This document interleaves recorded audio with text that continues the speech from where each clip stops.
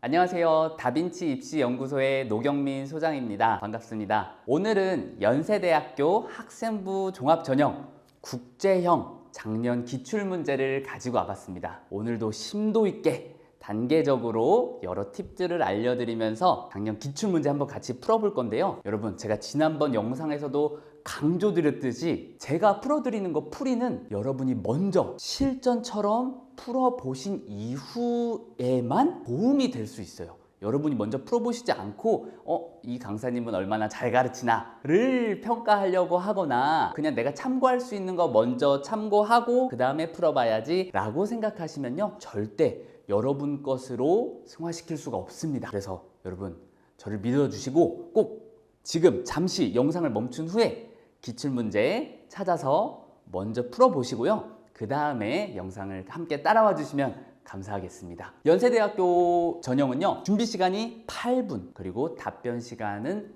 5분 주어집니다. 고려대학교 전형이랑 조금 다르죠. 그래서 연세대학교 이런 특징 때문에 답변을 어떻게 구성해야 하는지, 그리고 방향 설정을 어떻게 해야 하는지도 조금 유의미한 차이들이 있습니다. 그러니까 잘 따라와 주시면 되고요. 연세대학교 지문 같은 경우에는 고려대학교와 달리 두 가지 특징이 있는데요. 첫 번째는 영어 지문이 함께 포함될 수 있다는 점, 그리고 영어만 포함되는 게 아니라 뭐가 또 포함되죠? 그래프, 표, 이런 데이터들이 함께 포함될 수 있는 전형입니다. 이런 차이점이 어떤 거를 의미하냐면요, 고려대학교에서 추가 점수, 고득점을 얻을 수 있는 방법은 여러분만의 견해를 얼마나 발전시켜서 발표할 수 있는가, 여러분의 생각의 깊이가 얼마나 깊은가를 중점적으로 평가하면서 고득점자를 고른다고 하면요, 연세대학교는 조금 반대예요. 자신의 견해를 물어보는 질문이 거의 없어요. 그보다는 주어진 제시문을 얼마나 심도 있게 분석할 수 있는가, 그리고 그거를 잘 전달할 수 있는가에 초점을 두고 있습니다. 그러다 보니까 제시문의 난이도가 조금 더 어려울 수 있어요. 여기서 난이도가 어렵다는 건요, 연세대 제시문들 같은 경우에는 많이 숨겨져 있어요. 제가 지난 영상에서 뭐라고 했죠? 제시문 면접은 뭐와 같다? 밀키트와 같다 라고 비유를 해서 말씀드렸는데요. 거기에 보면 재료들이 뭐 메인 재료들도 있지만 소재료들, 작은 거, 소금, 후추, 간에 맞추는 이런 것들도 포함되어 있다고 했잖아요. 특히 연세대 지문들의 그런 작은 재료들이 많이 숨겨져 있어요. 숨겨져 있다는 건 뭐죠, 여러분? 여러분이 추론을 해야 한다라고 하는 거예요. 그래서 실제로 연세대학교에서 발표한 해설을 보면은 추론적 해석 능력을 평가한다라고 해요. 그리고 그 추론적 해석 능력을 평가할 수 있게끔 출제자들이 어디다가 숨겨놓냐면요, 각 제시문에서 문장과 문장 사이에 문장을 하나 빼먹는 거죠. 하나 빼먹어서 여러분들로 하여금 두 문장이 어떻게 연결되는 거지, 이 두 문장 사이에서 뭘 말하고 싶은 건지 추론할 수 있는지, 그리고 또 각 제시문 간의 연결고리들이 조금 분명하지 않을 때가 있어요. 추론적 해석 능력을 요구하는 겁니다. 그래서 제시문을 보시면요, 여러분 이미지적으로 뭐를 생각하셔야 되냐면요, 제시문 가하고 나가 있으면은 제가 임의적으로 한번 동그라미를 그려볼게요. 선을 긋고 이런 식으로 선이 굉장히 많이 거미줄처럼 쳐져 있다라는 거를 생각하시면 돼요. 출제자들은 여러분 답변을 먼저 정해둔 다음에 그 다음에 제시문들을 구성해 나가는 거거든요. 그래서 여러분들한테 듣고 싶은 말을 어느 정도 정해놓고 그 다음 제시문들을 만들어가는 거예요. 그리고 그 만들 때는 여러분들의 추론적 해석 능력을 평가하기 위해 서로 연결 지점을 만들어 놓고 이거를 선들을 다 지우는 거예요. 문제를 만들 때는 선을 그어놓고 만들고 막상 출제를 할 때는 선을 다 지워버리는 거죠. 여러분들의 임무는 그 선을 얼마나 많이 찾아낼 수 있는가, 그게 핵심입니다. 자, 그러면은 이제 문제를 한번 같이 풀어보도록 하겠습니다. 면접장에 앉으면 여러분 어떻게 해야 되죠? 제시문 먼저 읽으면 안 된다. 뭐부터 해야 되죠? 문제를 먼저 읽으면 됩니다. 문제 몇 가지죠? 두 가지. 고려대는 보통 세 가지가 나오는데 연세대는 두 가지가 나와요. 그리고 또 60점, 40점, 100점도 너무 친절하게 여러분들에게 알려주고 있어요. 문제를 한번 같이 풀어보도록 하겠습니다. 면접장에 딱 앉으면은 뭐부터 해야 되죠, 여러분? 제시문을 먼저 읽으면 된다, 안 된다? 안 된다. 그 전에 힌트를 먼저 얻고 가시면 됩니다. 어디서 힌트를 얻죠? 문제를 먼저 보는 거예요. 문제를 보면은 제시문 가나다에는 창조성에 대한 서로 다른 관점이 나타나 있다. 그 관점을 비교 분석하시오. 제시문 가나다가 창조성에 관해서 서로 연결되어 있겠구나 라는 걸 생각해 주시면 되고요. 그리고 문제 2에서는 제시문 라의 실험 결과를 설명하고 그 결과를 바탕으로 제시문 가의 논지를 평가하시오 라고 나와 있어요. 제시문 라는 실험 결과이구나. 그럼 어떤 실험 결과일까요? 창조성에 관한 실험 결과가 나와 있다라는 거죠. 여러분, 연세대학교 제시문의 특징은 아까 말씀드렸듯이 그래프와 표들이 제시문에 포함이 된단 말이죠. 그래서 데이터 해석 능력을 여러분한테 요구해요. 근데 데이터를 막상 해석하는 거는 어느 정도 난이도가 있지만 대신에 반면에 이게 또 어떤 여러분들한테 이점이 될 수 있냐면요. 제시문을 읽다가 막힐 때가 있어요. 이게 무슨 말하는 거지? 싶을 때 이런 실험 결과와 사례들은 조금 더 수치는 해석하는 게 어려울지 몰라도 어떤 실험을 했는지 그 실험의 취지와 의미 같은 거는 조금 더 쉽게 설명이 되어 있어요. 그래서 앞에 제시문 예를 들어서 가나다를 읽었는데 이게 뭘 말하려는 거지? 창조성에 대해서? 라고 싶으면은 라를 또 참고하면서 이런 실험이니까 이런 얘기겠구나 라고 유추를 할 수 있습니다. 그런 팁이 있고요. 그러면은 첫 번째 문제부터 한번 봐보도록 할 건데요. 제가 문제를 읽었어요. 문제를 읽은 다음 그 다음 스텝은 뭐였죠? 지난번 영상에서 알려드렸죠? 키워드 중심으로 머릿속에서 동그라미를 치면서 일단 전체적으로 한번 스키밍을 해주는 거예요. 여러분은 더 빨리 읽으셔야 되지만 설명을 해야 되기 때문에 한번 쭉 같이 읽으면서 키워드를 동그라미를 쳐보도록 하겠습니다. 창조성에는 두 가지 유형이 있다. 두 가지로 나눴구나. 첫째는 규칙에 기반을 둔 1차적 창조성이다. 그것은 진화한 형태의 인간 두뇌가 학습한 인지적 규칙들에 의존한다. 두뇌는 지각을 통해 받아들인 정보를 이미 습득한 규칙이란 말이 계속 나오네요. 규칙들의 기초에 이해한다. 이러한 맥락에서 사람들은 동일한 정보도 다른 방식으로 이해할 수 있다. 똑같은 노란색이라 할지라도 어떤 사람은 부기의 의미로 다른 사람은 경고의 의미로 지각한다. 노란색이 나와요. 따라서 우리가 규칙의 기초에 지각하는 행위는 그 자체로 창조적인 과정이라 할 수 있다. 여러분 이렇게 쭉 읽어 내려가시는데 연세대의 특징 중 하나가 아까 사례가 나온다 그랬잖아요. 사례와 함께 예시들이 많이 나와요. 그래서 한 문장도 버릴 게 없어요. 제시문에서. 여기 보면은 뭐 노란색이라 할지라도 어떤 사람은 부기의 의미로 경고의 의미로 이건 그냥 부연 설명 같잖아요. 다른 선생님들 중에는 부연 설명은 다 빼버려라. 부연 설명이 중요한 게 아니라 큰 틀만 중요하다고 가르쳐 주시는 선생님들도 계신데 제가 판단할 때는요, 여러분 부연 설명 빼놓잖아요. 빼놓으면은 나중에 답변할 때 답변을 충분히 채울 수가 없어요. 그냥 한 3-4문장 말하고 나면 끝나요. 결국에는 이 부연 설명들 그리고 예시들까지 다 같이 냄비에 넣고 끓여야지만 요리가 완성이 됩니다. 한 문장도 버릴 게 없다. 이따가 같이 답변 구성할 때 더 자세하게 얘기를 해드릴게요. 자, 그런데 이러한 1차적 창조성만이 인간 능력의 전부는 아니다. 우리에게는 기존의 규칙들을 아까 규칙 얘기 나왔는데 기존의 규칙들을 좀 다르게 하나 봐요. 확장함으로써 새로운 현실로 나아갈 수 있는 2차적 창조성이 있기 때문이다. 사람들은 학습된 규칙들을 바탕으로 세계를 바라보는 데 머물지 않고 그것들을 변형하거나 새로운 유형을 만들어내기도 한다. 예컨대 예술 작업, 또 예시 나왔어요. 예술 작업을 통해 노란색은 더 이상 부기나 경고가 아니라 저항의 의미를 띠게 될 수도 있다. 2차적 창조성은 인지적 규칙들을 새롭게 확장하는 계속 규칙들 나오고 있어요. 확장함으로써도 계속 나오죠. 확장하는 인간 고유의 능력을 단적으로 보여준다. 인간 고유의 능력이라고 하네요. 이런 식으로 제시문 가를 읽었을 때 우리가 알 수 있는 거 1차적 창조성과 2차적 창조성을 구별하고 있구나 라는 거를 생각하고요. 그리고 제시문 나를 한번 읽어볼게요. 영어 지문이죠. 자, 영어 지문 어렵지 않아요. 수능 최저 1등급 필요한 거 아시죠, 여러분? 수능 최저 1등급 받을 수준이면은 여기에 나오는 영어 지문들은 이해하는데 전혀 어렵지 않습니다. 자신감을 갖고 읽어보면 되는데요. 자, creativity is defined as the drive to come up with something that is new, that is surprising and that has value. A new and surprising approach to novel architecture or music. One that changes the way we see or experience things will generally be recognized as being creative. This artistic form of creativity, 아까 첫 번째 가에서 뭐 나왔어요? 예술적 창조성. 여기서도 예술을 얘기하네요. Artistic form of creativity has long been thought to be uniquely human. 대신문 가에서도 아까 어떤 얘기 나왔어요? 인간에게 고유한 창조성이다 이런 얘기 나왔죠. 자, 첫 번째 문단 어떤 내용이죠? 창조성에 대해서 이야기하는데 창조성은 오랫동안 사람들에게 유니크한 걸로 생각됐고 그리고 창조성이란 뭔가 서프라이징하고 뉴한 무언가라고 생각되어 왔다. 그리고 그거는 인간에게 한정적인 거라고, 인간에게 고유한 거라고 생각해 왔다. And yet, 여러분 반전이 나와요. And yet, all these expressions of creativity are at some level the products of neuronal and chemical activity. 자,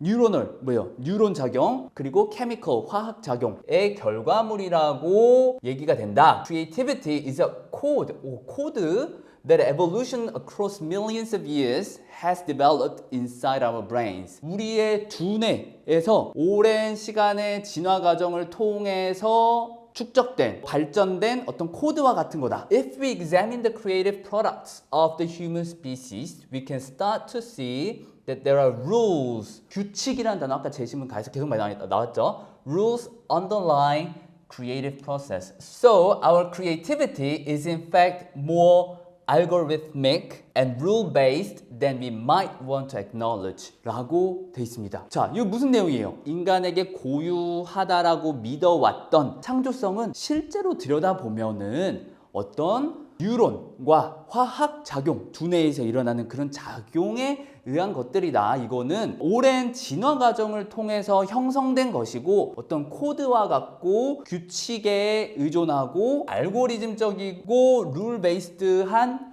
창조성이다 라고 이야기를 하고 있어요. 자, 제시문 다로 넘어가겠습니다. 그 다음 이따가 키워드들을 분류하면서 다시 살펴보도록 하겠습니다. 동그라미 치는 거는 앞서도 말했지만 여러분들 머릿속으로 지금은 스키밍하는 단계예요. 아직 노트 테이킹을 하지 않고 있어요. 여러분 머릿속에서 이 과정이 일어난다. 아주 빠른 속도감을 가지고서 일어난다라고 생각하면 돼요. 배우는 대본을 읽지 않는다. 배우에 관한 이야기네요. 마치 대본이 유일하게 보여주어야 할 것이라도 되는 양, 그 내용을 그대로 낭독하지도 반복하지도 않는다. 단순한 낭독이나 반복이라면 연기는 녹음기의 재생 버튼을 누르는 일이나 다름없을 것이다. 배우가 인형극의 꼭두각시처럼 연기한다면 진정한 의미의 예술적 창조성을 구현할 수 없다. 계속해서 예술적 창조성에 대해서 얘기를 하고 있어요. 배우가 보여준 건 대본의 내용 그대로가 아니라 자신의 영혼을 직접 드러내는 것이다. 배우는 바로 그 자신을 보여주는 것이다. 우리가 그를 통해 보고 있는 행동과 열정은 그 배우만의 것이다. 이렇게 배우는 실제 인생을 사는 것처럼 자신을 보여주고 관객은 배우가 만든 새로운 현실을 경험하게 된다. 따라서 배우는 대본을 쓴 작가의 상상력을 새롭게 확장하는도 아까 제시문 가에서 나왔었죠. 역할을 수행한다. 진정한 배우의 연기는 예술적 행동이자 독창적 창조다. 자, 여기서 제시문 다에서는 어떤 이야기를 하고 있죠? 배우가 대본을 읽고 연기를 하는데 대본을 어떻게 하지 않는데요? 단순히 반복하거나 단순히 낭독하지 않는데요. 그보다는 이 대본을 완전 자기 것화해서 대본 속에 있는 캐릭터의 실제 삶을 살아내는 것처럼 연기를 함으로써 대본을 쓴 작가의 상상력을 확장하는 역할을 수행한다 라고 하고 있어요. 제시문 라를 한번 같이 살펴보도록 하겠습니다. 키워드 중심으로 읽어볼게요. 인공지능 베타를 만든 연구진은 베타의 문학적 창조성을 알아보기 위해 다음과 같은 추가 학습을 시켰다. 인공지능 베타에게 전문 소설가의 단편 소설을 학습시켜 베타 1을 만들었고 뭘 학습시켰대요? 단편 소설을 학습시켰대요. 또 다른 베타에게는 전문 시인의 시를 동일한 분량으로 학습시켜 베타 2를 만들었다. 이후 베타 1과 베타 2에게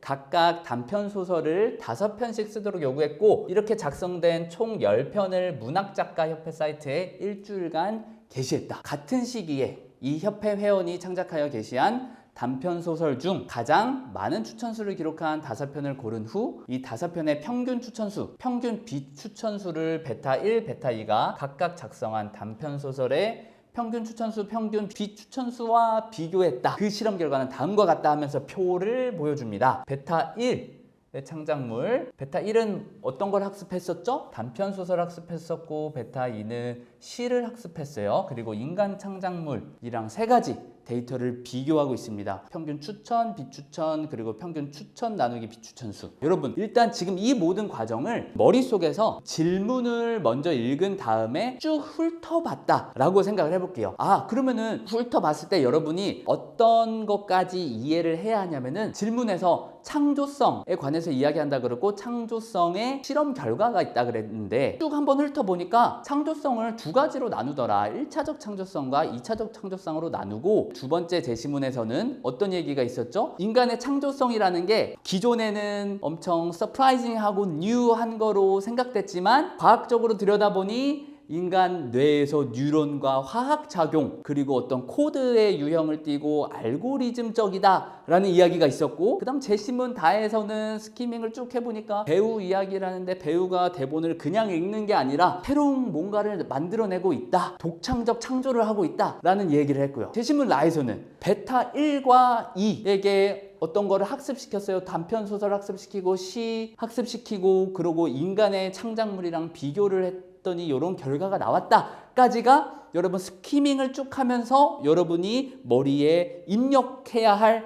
데이터들이에요. 그러면은 그 데이터를 가지고 그 다음 단계는 뭐라고 했죠? 키워드를 어떻게 해야 된다? 분류 작업을 해야 합니다. 이 분류된 키워드들을 가지고 다음에 이제 답안 작성을 하게 되는 거죠. 자, 그러면 한번 키워드들을 어떻게 분류하게 되는지, 노트 테이킹을 어떤 식으로 해야 하는지 한번 같이 살펴보도록 하겠습니다. 지문 가를 먼저 한번 불러와 볼게요. 쭉 읽어보니까 뭐가 있다 그랬죠? 1차적 창조성과 2차적 창조성을 구별하고 있구나, 전체 지문들에서. 근데 자, 가에서의 이야기, 나에서의 이야기, 다에서의 이야기를 우리도 표로 한번 노트 테이킹을 해보는 거예요. 가에서는 1차적 창조성과 2차적 창조성을 뭐라고 얘기하는지, 가에서는요 둘 다를 이야기하면서 1차적 창조성은 뭐라고 얘기하고 있죠? 인간 두뇌가 학습한 인지적 규칙들로서 나타나는 창조성이다 라고 이야기를 하는데요, 두뇌는 이 규칙을 통해서 받아들인 정보를 다다다다 이러한 맥락에서 사람들은 동일한 정보도 다른 방식으로 이해할 수 있다, 동일한 정보를 다르게 인식한다. 그리고 그 예로 어떤 거를 알려주죠? 똑같은 노란색이라 할지라도 어떤 사람들은 부기로, 어떤 사람들은 경고의 의미로 다르게 인식을 한대요. 그 예를 알려주는 거죠. 1차적 창조성을 이렇게 정의를 하고 있어요. 자, 2차적 창조성은 뭐라고 하나요? 1차적 창조성이 인간 능력 전부는 아니다. 기존의 규칙들을 확장. 1차는 규칙에 의해서인데 2차에서는 규칙을 확장한다라 그래요. 나아갈 수는 2차적 창조성이 있기 때문이다. 사람들은 학습된 규칙들을 바탕으로 세계를 바라보는데 머물지 않고 그것들을 변형하거나 새로운 유형,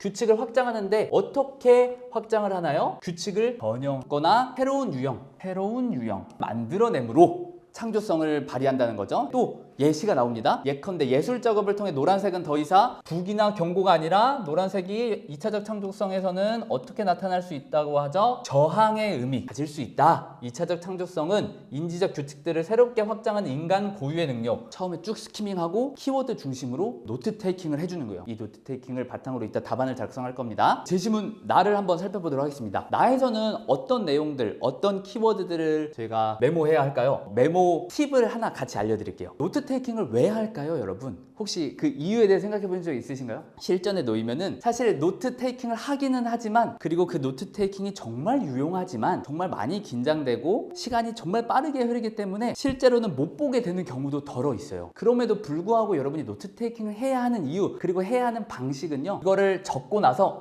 이따가 봐야지, 이따가 이걸 보면서 답안을 말해야지가 아니라 적는 행위를 통해 여러분의 뇌에 내용들을 계속 각인시키는 거예요. 적으면서 그냥 내가 지금 종이에 쓰고 있지만 그냥 종이에 쓰는 게 아니라 내 머릿속에다가 쓰고 있다 라고 생각하면서 노트 테이킹을 해주셔야 돼요. 그래야지만 실제로 답변을 할 때 자연스럽게, 여러분이 노트는 이미 연습을 하면서 머릿속에서 정리를 한 과정이고, 말할 때는 더 자연스럽게 머릿속에서 정리를 하면서 말하게 됩니다. 다시 한번 말씀드려요. 종이에만 노트 테이킹을 하는 게 아니라 종이에 적지만 그 행위를 할 때는 머릿속에도 내가 적고 있다라고 집중해서 생각하면서 노트 테이킹을 해주셔야 돼요. 자, 나 한번 보겠습니다. 크리에이티비티를 얘기하는데, 크리에이티비티는 new, 여기 1차적 창조성, 2차적 창조성이 있는데 어디에 해당이 될까요? 아까 우리가 스키밍 하면서 파악했던 내용들이 있죠. 어떤 내용을 파악했냐면은 이건 되게 규칙에 의한 거고, 인간들이 되게 뭐 뉴하고 서프라이징한 걸로 보통 생각이 되지만 실제로 들여다보면은 어떤 과학 진화 과정을 통해서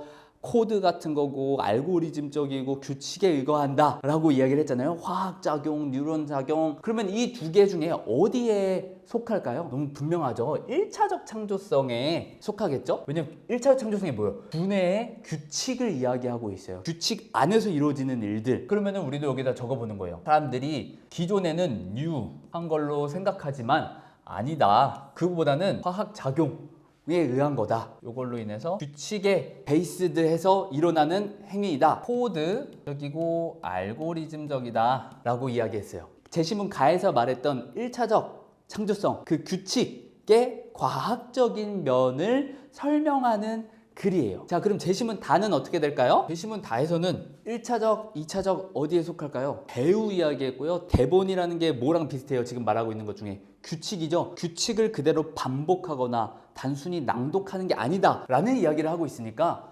규칙을 확장하는 거겠죠? 그러면은 다에서는 배우가 대본을 반복하는 게 아니다. 반복하는 게 아니라 어떻게 하고 있어요? 반복하는 건 꼭두각시 같은 거예요. 그래서 배우는 대본의 내용을 확장한다는 이야기를 할 텐데 확장을 어떻게 얘기해요? 자신의 영혼을 드러냄으로써. 그리고 우리가 그를 통해 보고 있는 그 배우만의 것인 거예요. 이렇게 배우는 실제 인생을 사는 것처럼. 실제 인생이 어떤 인생을 사는 거예요? 배우 자신의 인생을 말하는 걸까요, 여기서? 아니죠. 대본 속에 있는 캐릭터의 실제 인생을 사는 것처럼 한다는 거예요. 대본 속에 있는 캐릭터를 직접 내가 살아냄으로써 새로운 삶을 창조해낸다. 대본이라는 규칙을 확장한다 라는 이야기예요. 그러면서 뭐라 그래요? 독자적 창조성을 이야기하고 있어요. 자, 그럼 제시문 라는 어떻게 할 수 있을까요? 어떻게 노트 테이킹을 해야 할까요? 1차적 창조성, 2차적 창조성이라는 틀을 가지고 가고 있어요. 그러면 제시문 라에서도 이 둘 중에 해당이 될 거 아니에요? 그쵸? 이 틀을 가져가면은 제시문 라를 정확하게 해석할 수 있어요. 근데 선생님이 만났던 대부분의 학생들은요, 제시문들이 하나의 요리를 요구하고 있다는 생각을 계속 놓치면서 하다 보니까 이 라를 1차적, 2차적에 대입해서 생각하지 못하고 답변을 하는 경우가 정말 많았어요. 여러분은 그러면 안 되겠죠? 여기 보면은 아까 베타 1이랑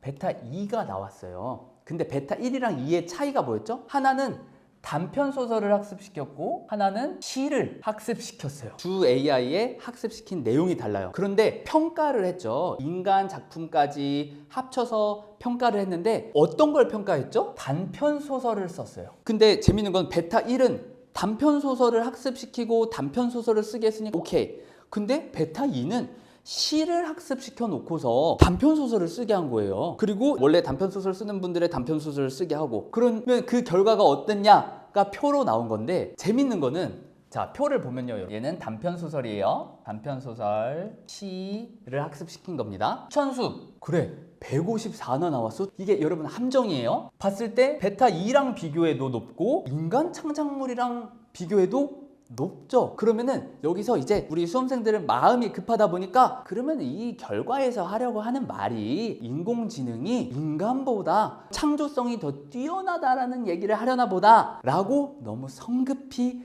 결론 내리는 경우가 거의 대다수예요. 대시문 면접을 준비한다고 하면요, 많은 친구들이 시사 공부를 하잖아요. 시사 공부 중에 뭐가 당연히 포함돼요? AI에 관련된 거, 인공지능의 미래, 인공지능의 어떤 윤리, 인공지능과 직업, 이런 것들을 다 시사 포인트들로 우리가 미리 공부를 하잖아요. 그 공부한 거를 너무 여기에 대입이 돼서 제시문에서는 그 얘기를 하고 있지 않은데 내가 공부한 것들을 대입해서 생각하다 보니까 엉뚱하게 결론을 짓는 경우가 많아요. 그래서 여러분, 시사 공부한 것들이 물론 어떤 배경 지식을 쌓는 데는 도움이 되지만 여러분, 그거는 가장 기초적인 단계이고요. 답변을 파악할 때는 여러분들한테 닭 요리를 갖고 오라고 하지 않는다. 밀키트이기 때문에 이미 재료들은 다 제시문에서 주어져 있어요. 제시문에서 정답을 찾는다라고 생각하며 접근을 해야 됩니다. AI가 인간의 창조성보다 더 뛰어나다라는 그냥 단순히 그런 얘기를 하는 결과가 아닙니다. 왜 그런지 한번 살펴보자고요. 단편 소설을 학습시켰는데 보니까 추천수가 제일 높으니까 와, AI가 인간보다 창조성이 뛰어난가 보다 생각하는데 계속 이어서 한번 봐보자고요. 근데 비추천수를 봤더니 비추천수도 단편 소설을 학습시킨 베타 1이 제일 높아. 처음에 첫 추천수 봤는데 베타 1이 제일 높구나 라고 생각을 하다가도 밑에 비추천수도 베타 1이 제일 높다는 걸 보면 어떤 생각이 들어야 돼요? 생각이 브레이크가 걸려야 돼요. 뭐야, 추천수 높아서 베타 1이 가장 훌륭한 줄 알았는데 그게 아닌가? 하고 밑에를 봤더니 평균 추천수 나누기 비추천수를 한 데이터가 나와요. 연세대에서는 데이터 해석 능력도 많이 본다고 했잖아요. 근데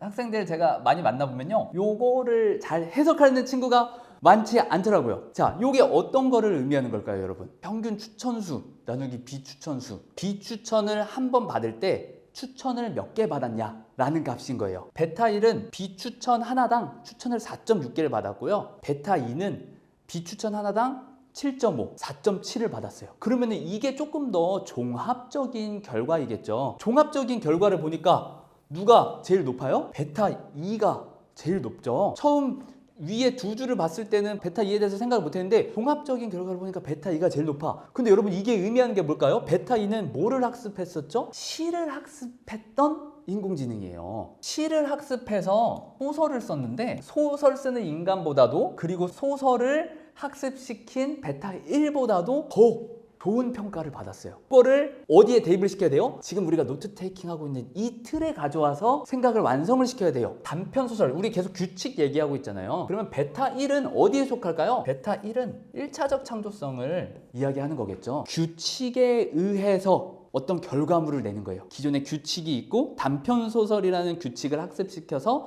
단편 소설을 낸 거예요. 그 틀 안에서. 베타 2는 어때요? 규칙을 어떻게 했어요? 확장시켰죠. 시라는 거를 학습시킴으로 규칙을 넓혀서 소설을 쓰게 한. 그랬는데 결과는 뭐가 더 좋았다? 베타 2가 좋았다. 라고 하면요, 이게 함축하는 바가 뭐겠어요? 인간보다도 잘 쓰는 게 맞는데 그냥 단순히 AI가 인간과 비슷한 또는 인간보다 조금 나은 창조성을 발휘한다의 수준의 답변을 요구하는 게 아니라요, 인공지능도 뭐를 할 수 있다? 2차적 창조성을 발휘할 수 있다라는 어마어마한 이야기를 하고 있는 지문인 거예요. 우리가 보통 시사 공부할 때 어떻게 돼요? AI 창조성 따라올 수 있지, 대단하지. 그런데 그런 어떤 인간의 고유한 영역까지는 못 넘어올 거야. 인간만의 어떤 고유한 창조성이 있잖아, 어떤 예술적인 게 있잖아 라고 보통 평가를 하잖아요. 근데 이 실험 결과는 실제로 AI가 그것도 능가하는 거를 보여주는 거예요. 그러면 이렇게 보면요, 출제자가 여러분한테 듣고 싶은 답은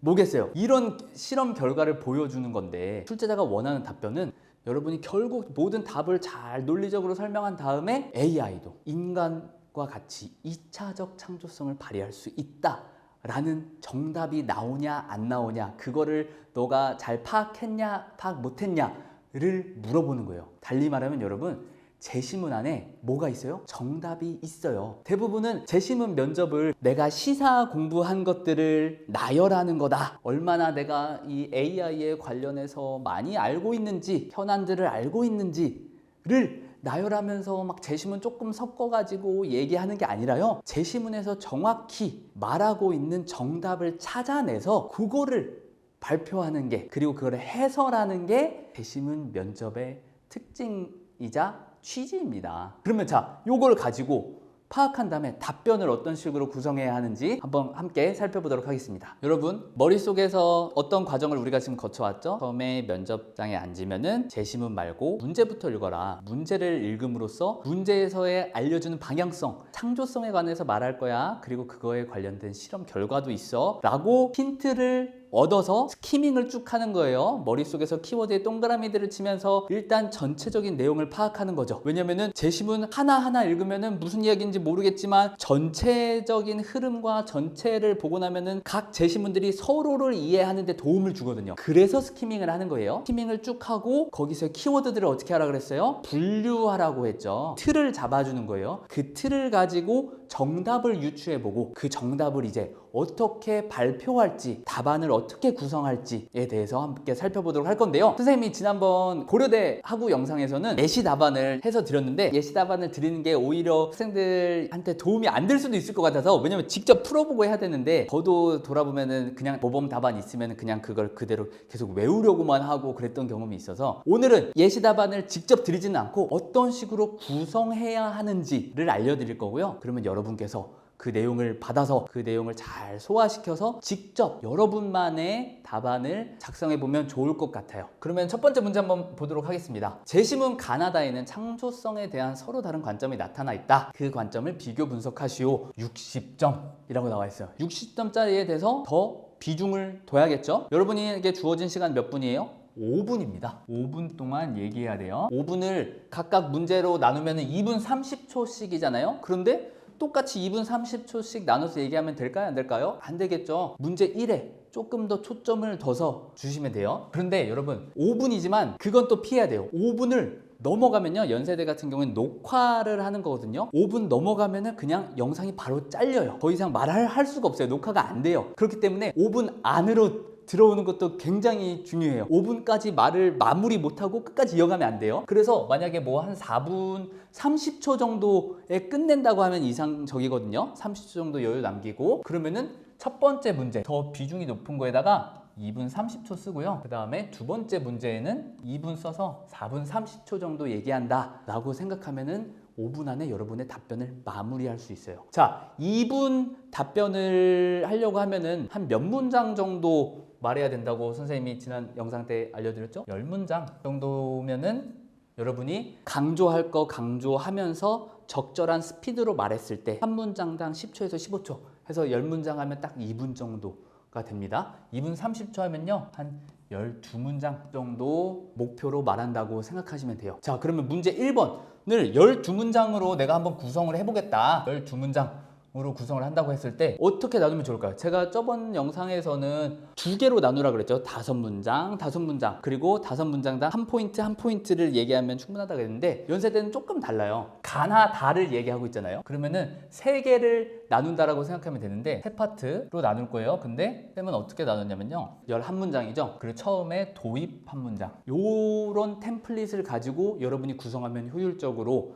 딱 모든 포인트들, 모든 재료들을 각 제시문에 이거를 사용하면서 답변을 구성할 수 있을 것 같아요. 근데 요거를 5문장을 이야기한 이유를 제가 설명을 드려야 될 것 같아요. 연세대하고 고려대 문제의 차이가 어떤 차이가 있냐면요, 연세대는 조금 더 해설을 하는 거를 요구를 해요. 왜냐하면은 데이터도 있고 영어 지문도 있고 하다 보니까 여러분들이 제시문에 얼마나 깊이 이해하느냐, 그리고 그걸 얼마나 잘 풀어서 설명할 수 있느냐를 확인하고 싶어 하거든요. 추론적 해석 능력을 보고 싶어 하기 때문에 여기서는 여러분이 개념, 예를 들면 지금 이 기출문제에서는 1차적 창조성과 2차적 창조성 얼마나 잘 이해하고 있는지 그 큰 틀을 설명하는데 조금 비중을 줘도 괜찮아요. 왜냐하면 제시문 나와 다에서는 새로운 개념을 소개하고 않잖아요. 가나다를 소개하라고 했는데 가에서는 어떤 이론적인 거, 개념적인 걸 설명하고 나 다는 1차적 창조성에 대한 예시였고 2차적 창조성에 대한 예시, 설명 사례들이었잖아요. 그렇다 보니까 나 다의 비중보다 가의 비중을 조금 더 두는 게 더 자연스러운 흐름을 만들어낼 수 있어요. 가에서 설명한 개념들이 어떻게 나랑 맞닿아 있는지, 다랑 어떻게 맞닿아 있는지를 설명해 주시면 돼요. 설명을 해 주시면 되는데, 그러면은 이 5문장 안에는 어떤 것들이 들어갈 수 있을까요? 그리고 첫 번째 문장은 어떻게 시작하는 게 좋을까요? 여러분, 첫 번째 문장은 어떻게 하라 그랬죠? 일단 입풀기이면서 동시에 자신감 있게 첫 스타트를 딱 좋게 끊어야 돼요. 그러면은 문장을 가장 간단하지만 소개하는 문장으로 시작을 하는 거예요. 예를 들면 3가지 제시문에는 창조성의 2가지 층위에 대해서 이야기하고 있습니다 라고 뭐 시작할 수 있죠. 왜냐면은 봐봐요, 1차적 창조성이랑 2차적 창조성에 대한 내용이잖아요. 그런데 1차적 창조성이라는 단어, 2차적 창조성이라는 단어는 제시문 가에서 이야기를 해야 되잖아요. 이때 이야기할 건데 처음부터 1차적 창조성, 2차적 창조성 얘기하면은 계속 동어 반복이 돼요. 동어 반복이 되면은 친구가 제대로 이해 못했나 보다라고 생각할 수 있단 말이죠. 그러니까 패러프라이징을 해야 돼요. 상위 개념을 이용해서 바꿔서 말해줘야 돼요. 3가지 지문에는 창조성에 대한, 창조성의 2가지 층위에 대해서 이야기하고 있습니다. 1차적 창조성이 기본적인 거고 2차적 창조성이 더 깊은 거니까 2가지 층이죠 라고 얘기를 하고, 제시문 가에서는 어떤 내용들이 포함되어야 될까요? 제가 포인트들만 짚어드리는 거예요. 제시문 가에서는 창조성을 2가지 개념으로 나눠서 설명하고 있습니다. 1차적 창조성, 2차적 창조성. 1차적 창조성이 뭔지, 2차적 창조성이 뭔지, 그리고 아까 나왔던 예시, 노란 색깔이 있었죠? 예시까지 들어서 설명을 해주면 됩니다. 5문장 안에. 그런데 여러분, 여기서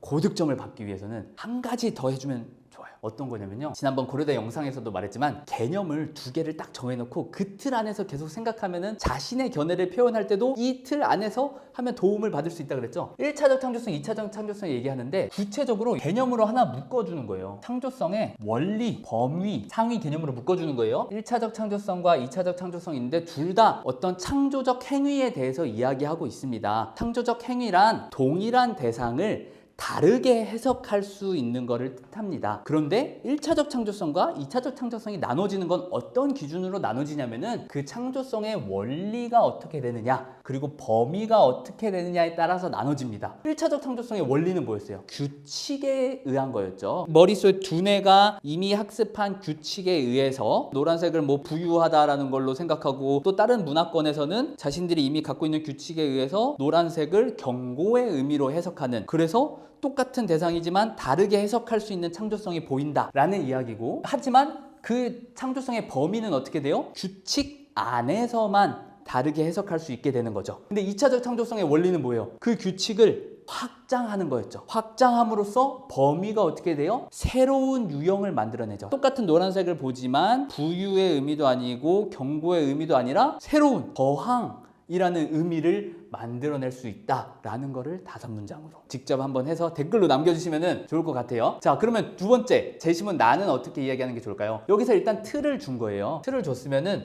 제시문 나의 포인트들을 언급해주고, 그 언급된 포인트들이 둘 중에 어디에 속하는지, 어디에 맞닿아 있는지를 짚어주면 됩니다. 자, 제시문 나에서는 어떤 코드, 알고리즘, 뉴런, 화학작용, 진화 이야기를 언급해주면서 이거는 제시문 가에서 말한 1차적 창조성과 연결된 이야기 같다. 이 두 이야기가 일치한다, 일맥상통한다 라는 걸 짚어주면 되겠죠? 제시문 다는 뭐라 그래요? 배우가 대본이 있는데 대본을 단순 반복하지 않고 대본 속 캐릭터의 삶을 실제로 사는 것처럼 한다. 그래서 독자적 창조성을 보여준다. 이 이야기는 2차적 창조성의 원리와 범위와 맞닿아 있다는 것을 짚어주면 됩니다. 이렇게 12문장 하면요, 딱 2분 30초 알차게 채워서 발표할 수 있습니다. 2번 문제 10문장 정도로 구성하면 된다 그랬잖아요. 여기서는 기존에 알려드렸던 것처럼 5문장씩 한번 해보는 거예요. 5문장씩 한다고 했을 때 어떻게 나누면 좋을까요? 제시문 라의 실험 결과를 설명하고 그 결과를 바탕으로 제시문 가의 논지를 평가라고 하잖아요. 그러면은 첫 번째 파트는 어떻게 하는 게 좋겠어요? 실험 결과를 알려주고 두 번째에서 평가하면 되겠죠. 실험 결과에서는 어떤 포인트들을 언급해줘야 될까요? 베타 1과 2가 있다. 베타 1은 소설을 학습시켰고 베타 2는 시를 학습시켰다. 인간의 창작물이랑 세계를 비교했더니 종합적인 결과가 어떤 게 높았다? 시를 학습한 베타 2가 가장 좋은 평가를 받았다 라는 실험 결과를 소개해주고요. 그 결과의 의미를 우리가 계속 가져가고 있는 틀, 1차적 창조성, 2차적 창조성의 논지를 가지고서 평가를 하는 거예요. 자,